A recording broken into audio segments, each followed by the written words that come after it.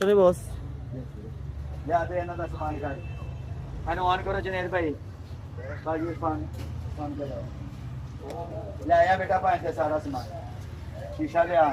ये भी इनको किलो में जा रहा है बेटा।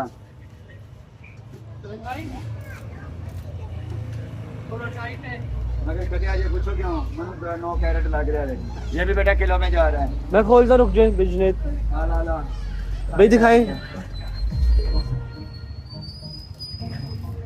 और इन्हें लगी है बेटा माशाल्लाह 6 4 5 बैग हैं तो सिर्फ 5 किलो तक वजन बनेगी।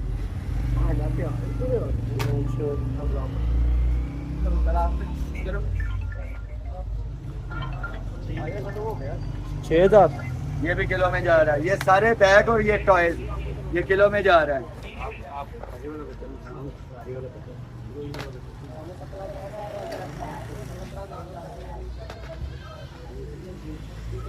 8 किलो 62 ग्राम 68 66 ग्राम।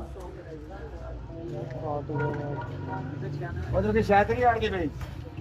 नहीं 8 किलो 68 ग्राम। वाह भाई बेटा ये किलो में जा रहा है। और बैग ये कितने जा रहे हैं? ये मिरर जा रहा है और पावर बैंक है 8 किलो मैंने वजन याद रखा है। पावर बैंक और मिरर लाइट वाला। हाँ भाई ये मैग्नेट गेम है। ये देखो ये बंटे ऊपर आ जाते हैं। पहले पाला है एक बैग 2 बैग 3 बैग